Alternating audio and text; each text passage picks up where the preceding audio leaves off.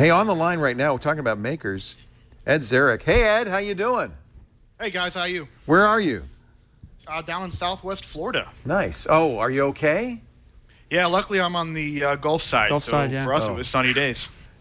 All right. Well, I'm glad to hear it. And by the way, our prayers go out to everybody in the path of the hurricane. Absolutely.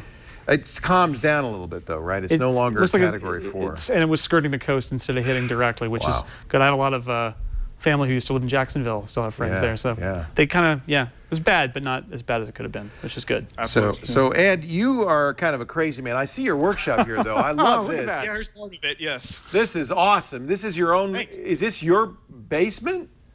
This is my 2-car garage that I've kind of converted into like my own makerspace, if you will. What all do you have in here? My gosh. Well, this is just one side of it, but right behind me is a CNC mill, CNC router. Nice. Hardware that basically my own hardware store, 3D printers, laser cutters, lathes, and you mentioned I got it. Is this a profession for you or just a hobby? Kind of both. Oh, good. That's what I do on my off days. Nice. But it's still a business, yeah. Yeah, well, that's cool. So you did two things we want to talk about. One is the Weebo, but I also want to find out about this Xbox laptop. So you took the new Slim Xbox. Yeah. And what did you do? You tore it apart. Okay. I went out and bought it basically the day it came out. Brought it home and just ripped it to shreds. And then I kind of create my own cases out of laser cut acrylic, 3D printed parts. Throw it all together, and then what you see there on the video is what you basically get.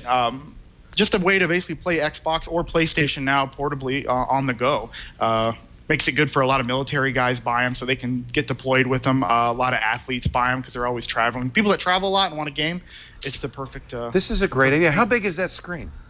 On the one here on the right, that's the new one. That's the S. That's a 19-inch screen. The one on the left next to it is a 22. Yeah. Holy moly. Yeah, you don't want it too small, right? Because you want a game, but at the same time, you don't want it too big, and that's why I made the S version. A lot of people are like, "Hey, the 22 is just slightly too big," as you can see. Yeah. And what can you do for me? And then luckily, Microsoft and Sony helped me out by making smaller versions. So you also do PlayStation laptops.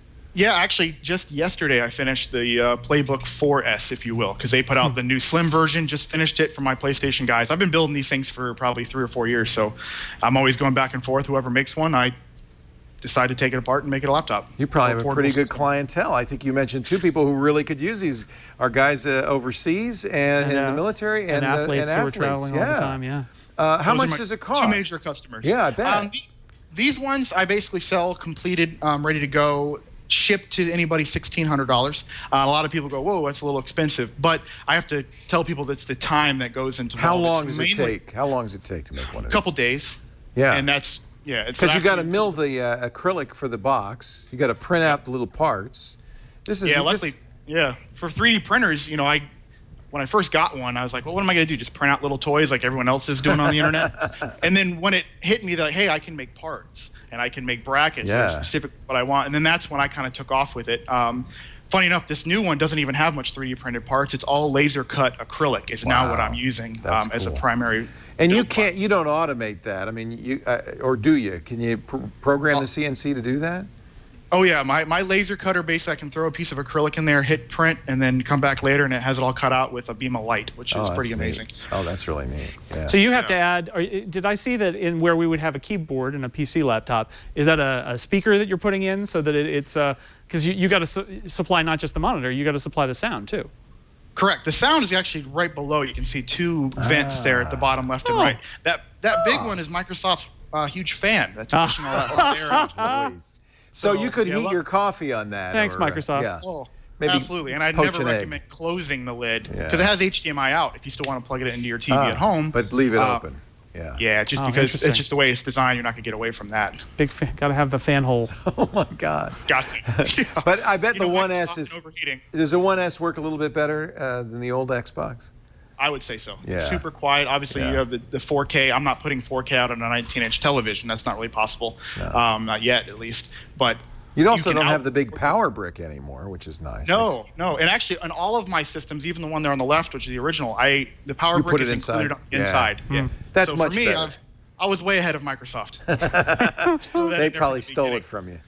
I'm sure. All right, now I never saw the Robin Williams version of Flubber, but I understand. Do we have video of the Weebo from the movie? Can we? This is a robot that Robin Williams, the inventor, built, and you said, "Wait a minute, I could do that too." Is that it? Basically, yeah. Well, as a kid, this is one of my favorite movies. This is when Flubber's getting ready to come out of when he first discovers it. So you'll see Weebo here shortly. Yeah. But as a kid, I always loved Weebo. It was just I love Robin Williams, who doesn't. So I was in between projects from either making Xbox laptops. There's Weebo, that floating little yellow thing. Right. So I was in between actually making BB-8 and R2-D2. That's some things I was working on at the time, and I had some downtime. So I'm like, what should I make now while on my nights? And I'm like, Weebo. Hey, no one's done that before, so why not go after it? But wait a minute, it doesn't fly, does it? It doesn't. I have a video of mine actually working. Unfortunately, if there were a Flubber, you could put it on Weebo, and then it would fly. Right. And if I was doing that, I probably wouldn't be making Weebo. I'd be making some kind of drone for the government, right? But I designed a robotic arm to kind of simulate. This is awesome. This is one of my first videos I did, so it's come a long way since then, and it's flying a lot better. And it actually took off pretty well. Actually, recently, I was actually out in San Francisco last month. I had the opportunity and the pleasure to meet Adam Savage from Mythbusters. Oh, yeah. And he actually worked on Flubber back in '97. No It was one of his films. And he actually designed and helped, well, not designed, sorry, he just helped make all the prototype Weebos and the, what am I looking for? Stunt Weebos for the movie. The stunt Weebos, yeah. So basically, you got that Weebo that looks awesome because it wasn't CG back then. It was an actual robot. Some of the times they want to take Weebo and throw her across the room, hit the wall, and they're not going to use a real expensive one. Right. So they had basically vacuum formed Weebos, and he built and painted all those. So we got in touch online, and I ended up making him one of my Weebos, and then in turn he actually, crazy enough, I love it. He traded me one of his screen used Weebos, which actually I've got sitting right here. Oh, let me see. Oh, this is great. There's a screen used Weebo. Wow. That's actually from the movie. That's amazing. Wow. So, what is your day job, Ed? I am a full-time firefighter. But, well, so the nice thing about being a firefighter is while you work long hours, like 24 hours a day, in the firehouse, you have long periods of time when you're not working.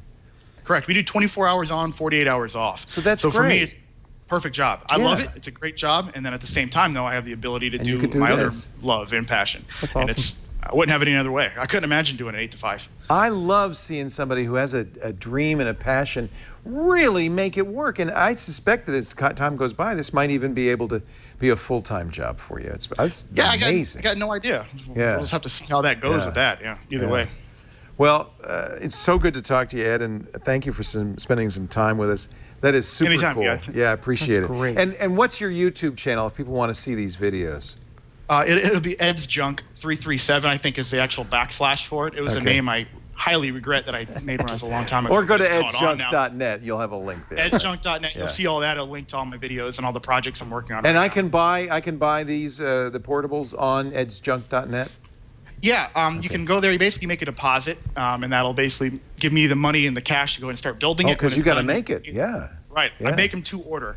Something I'm actually looking at doing is, because the price is expensive, I do get it, because there's a lot of liability as well in it. I'm going to actually start making kits, I believe, so people can do it yourself, do it at home.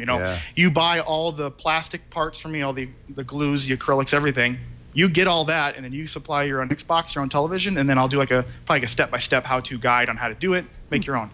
And I think that people will enjoy that because it's such a do-it-yourself world right now with all the makers out there. You bet. I think people will actually like that almost even more. So I'm probably going to start a Kickstarter here soon and try to figure out the best way to do it, or maybe just do it on my own. And then that's probably coming in a month or two. Wow. Very impressive. Ed Zarick, thank you so much for joining us. edsjunk.net if you want to get one for yourself. And we'll keep an eye out for the project, because I have a feeling a kit would be fun to do here. We'd love to do that. Maybe we'll send you guys one, have you guys build it. That'd be fun. Thanks, Ed. Thanks, guys. Great to talk to you.